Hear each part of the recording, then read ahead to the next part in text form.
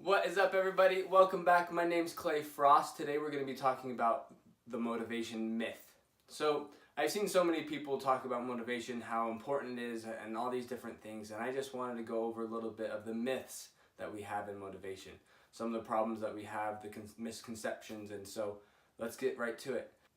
The reason why I talk about it like this is because a lot of people don't understand motivation. Motivation is simply an emotion. Okay?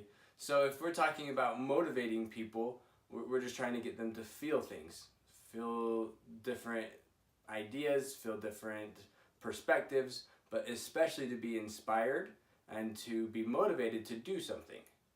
Okay, well, first and foremost, you don't need motivation to do something that you already love doing. That's my first and foremost point about motivation being a myth, is that you don't need motivation to do things that you already love to do. You already have that intrinsic drive pushing you, motivating you to act and to do things.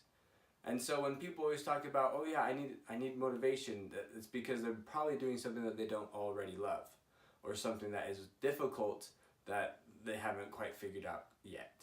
And so that is one thing that whenever I see or hear people say, well, I just need extra motivation, or I'm not motivated, then I start thinking about, well, why are you doing what you're doing? If you already are not motivated to be doing it, well, let's reevaluate your motivations. Let's see what you are motivated to do and push towards that. But that's where there's a big tricky part about it all. The motivation myth is that people feel that they have to be motivated to do something. And that's not true. You have to be committed to something to do something. Period. Like, emotions come and go, they ebb and flow, they move all around, but what needs to stay standard, what needs to stay always there, is your commitment. Because if you're not committed, then you can just fall to anything that's there. So that is one thing that's really important in this motivation myth. But let's talk a little bit about the factors of motivation. I don't like thinking about or talking about really things that we can't control. So yes, your environment. Yes, there are so many things that we can't control that will affect our motivation, but if you can't control it, we shouldn't be focusing on it. Okay? Yes, get yourself in a different environment. Get yourself different coaches. Get yourself in a situation where you can really grow, that the environment isn't holding you back, like a potted plant is really held back by the pot itself. Plant yourself in some different soil if you have to. Take control of your life in that way.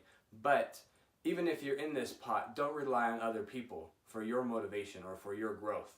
You have to put yourself in a situation to succeed. And so that's talking about a few of the factors, things that we can control. We have our competence, our skills. We can develop the skills. I'm not motivated to do a few sports that I really suck at. So if I built the skills in that, I'd probably be a little bit more motivated to do them. Another one is your connectedness to the sport or to the activity.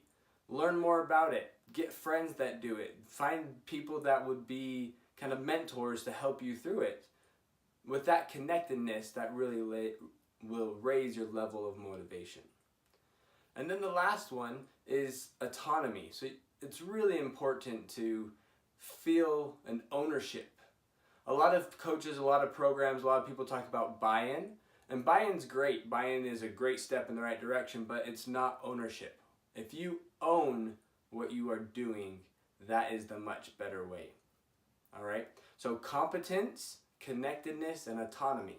Those are three factors that hugely impact your motivation that you have 100% control of. Again, competence is just your skills, how competent you are at doing something. Not your self-confidence, but your competence. After that, your connectedness with the sport, the activity, whatever you're doing, the connectedness will really drive your own motivation. That is definitely inside your control.